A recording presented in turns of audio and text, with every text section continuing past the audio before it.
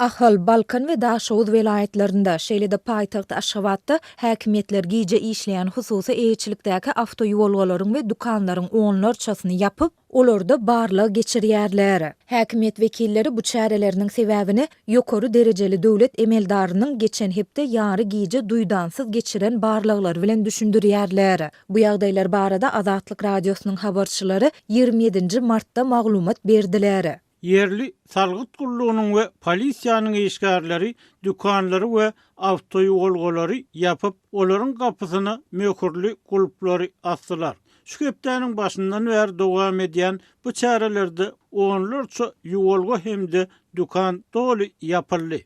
Dip ýagdaýlardan habarly Balkanly ýaşaýjy anonimlik şertinde aýtdy. Bellesek hususy eýçilikdäki bu dukanlaryň we awtoýolgalaryň eýelerinde ýörite ruhsatnamasy bolup, olar döwlete salgyt töläp, kanuny esasda işleýän telekeçilerdir. Dukanlaryň we awtoýolgalaryň eýeleriniň ençemesiniň anonimlik şertinde aýtmagyna görä, olar özlerinde ruhsatnamalaryň bardygyny düşündirmäge çalyşypdyrlar. Ýöne dukanlary ýapýan häkimet wekilleri bu çäreleriň sebäbiniň ruhsatnama bilen baglanyşykly dälde ýokary derejeli emeldaryň geçen hepde ýary giýje käbir sebitlere duýdansyz aýlanyp barlyg geçirmek bilen ilteşiklidigini aýdypdyrlar. Döwlet emellari paýtagty Göktepe we Ahalyň äne şäherlerine gelin aýlanyp gördü we şonu giýje sagat bir töwereginde hem awtoýolgalaryň husus dukanlaryň köpçüliklerin halka hyzmat etmeklerini dowam etdirýändigini anyklady. Ol şondan soňra ýurt boýunça giýji işleýän awtoýolgalaryň we dukanlaryň ählesiniň işlerini çäklendirip barlyg geçirmegi tapşyrdy. Dip Balkanawatly dukan eýesi anonimlik şertinde polisiýa işgäriniň aýdan sözlerini titirledi. Telekeçileriň ençemesiniň tasdiklamagyna görä polisiýa we salgyt gullugynyň işgärleri barlyklaryň näçe wagt dowam etjekdigi we olaryň dukanlary, awtoýolgalary gaýtadan açmagyna ruhsat beriljekdigi ýa-da berilmejekdigi barada anyk bir zat aýtmaýarlar. Ýöne telekeçileriň ençemesi özleriniň kanuny esasda işländiklerini aýdyp bu çärelere nägilelik bildirýär. Biz halkyň hyzmatyny edip maskala ekleýäris. Ýary giýje bolsa da uloglary ýuwup bersek, halk üçinde, döwlet üçinde peýdaly iş edýäris. Kanuny patent töleýärdik. Häzir biziň gündüz hem işlemegimizi gadagyn etdiler.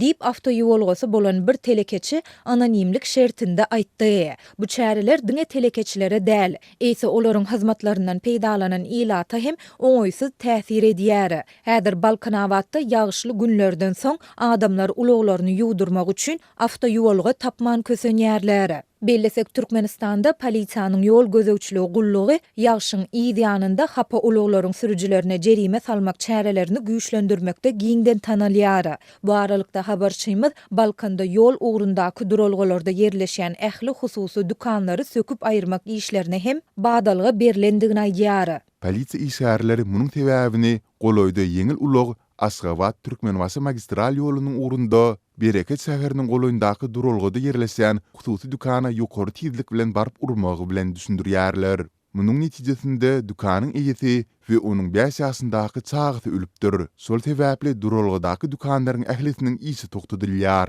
Dip dukany ýumrulan telekeçi anonimlik şertinde aýtdy. Ol kanuny esasda salynan we iş alyp baran dukany üçin döwlet tarapyndan kompensasiýa berilmändigini hem belledi. Adatça bolşaýaly ýurdun metbuat serişdelerinde bu ýagdaýlar barada hiç ýyly maglumat göze ilmeýär. Azatlyň bu barada agzalýan sebitleriň häkimetlerinden, şeýle-de polisiýa müdürliklerinden tesbir almak synanşyklary hem oňy netije bermedi. Türkmen hökümetiniň iş maslahatlarynda kiçi we orta telekeçiligi östürmek, telekeçileri goldamak barada ýyl-ýyldan tekrarlanýar. Muňa garamazdan häkimetler hususy eýçilikdäki dukanlara, awtoýolgalara garşy wagtal gözegçiligi güýçlendirip, olara garşy çäklendirmeleri giýirdiýär. Häkimetler köplenç bu çäklendirmeleriniň sebäbini açaçan düşündirmeýärler. Şu aýyň 1-nji 10 günlüğünde Aşgabatyň Bagtyarlyk etrawynyň şor we garadamak ýaşaýyş toplumlarynda hususy jaýlaryň çäginde açylan hususy dukanlar köpçülikleýin ýapyldy. Häkimetler söwdanyň bu görnüşiniň bir kanundygyny aýdyp, ýaşaýjylara dukanlary açmagy gadagan etdiler.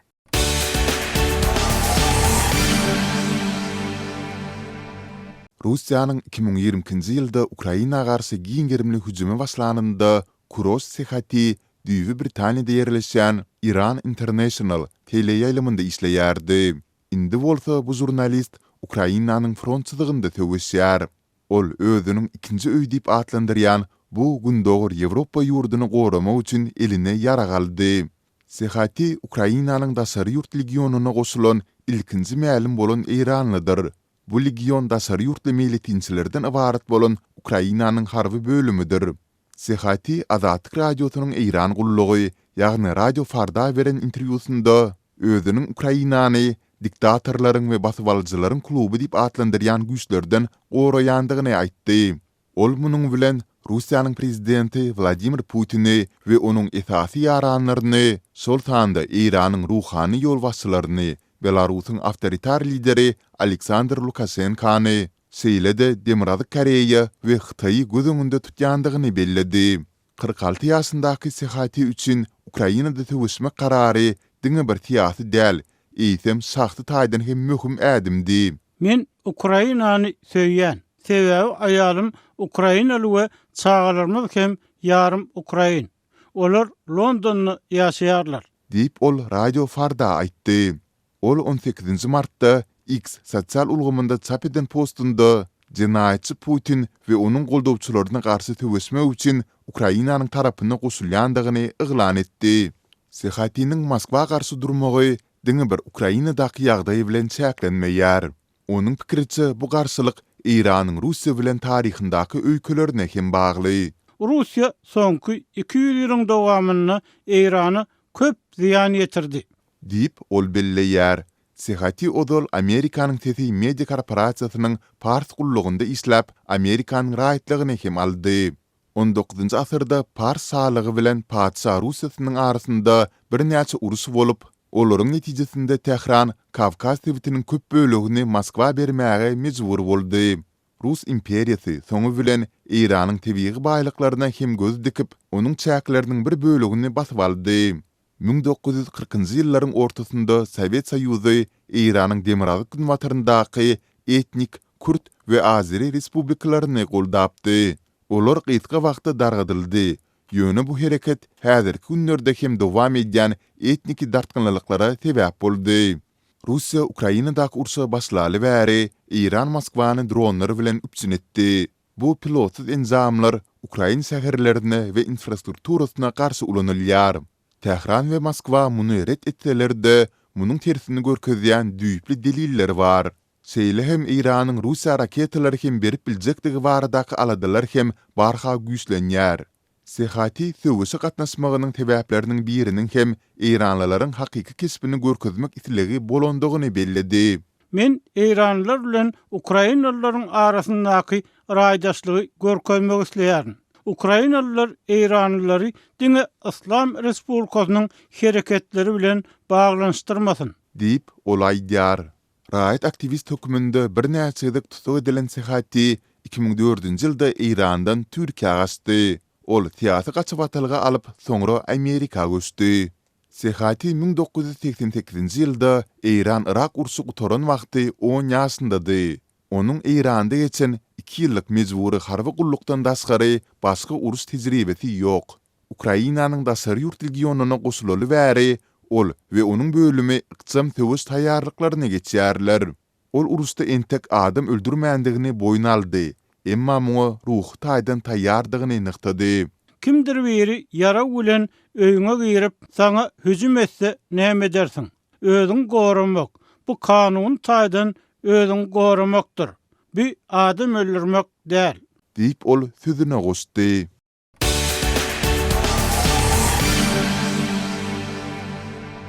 Otuzdan uğrak ýurdun ýolbaşçylary Parisde 3 ýyllyk urşy soňlamak üçin edilýän tagarlalaryň arasynda Abbasanyň gepleşilen alalasıgy ýa-da parahatçylyk şertnamasy baglaşylan halatyny Ukraina gollaw bermegi maksat edinýän İslam koalisiýasynyň bir bölegi hökmünde möhüm maslahata toplandy. Fransiýanyň prezidenti Emmanuel Macron'un beýemçiliginde geçirilýän maslahaty Ýewropa liderleri, şeýle-de Kanadanyň we Türkiýanyň wekilleri 27 martda özleriniň Kiýewe hödürläp biljek geljekki howpsuzlyk kepilliginiň formaty barada gepleşik geçirmek.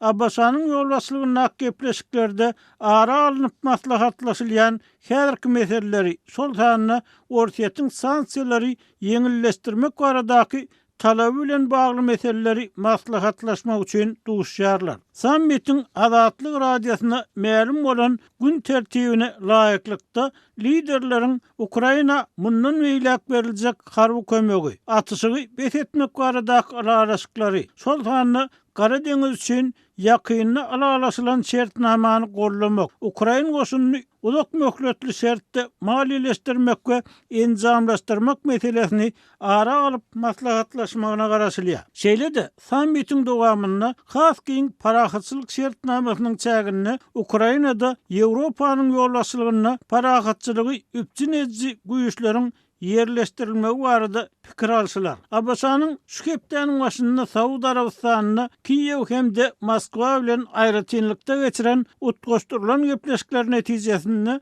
aktam energiýa deskalaryna zarar urulmagyny we Kara Deňizdäki atışyklary togtatmak barada alynan soňky goruşnamalary ýerine ýetirmek üçin zerur bolan çäreler taýýarlamak alalaşygyna gelinenligini aýtdy. Emma ortaýat hem öz gedegine alalaşygyň ýerine ýetirilmeginiň deregine Moskwa garşy giýirilen sanksiýalary ýeňilleşdirmek ýaly öz şertlerini goýýar we olaryň ýerine ýetirilmegini talap edýär. Bu sammite Ukrainanyň prezidenti Volodymyr Zelenski hem gatnaşýar we ol ýygnanşygyň öňü syrasynda Macron bilen bilelikde eden çykyşyna Russiýany urşy dowam etdirmek islegini aýplady hemde Moskwanyň 30 günlük ýaraşygy deslapky şert goýmazdan kabul etmeliligini nygtady. Fransiýanyň prezidenti öz ýurdunyň Ukraina 2 milliard euroluk täze kömek bukçasyny berjekdigini hem elan etdi. Bu kömege tanka garşy raketalar, howa goranç ulgamlary,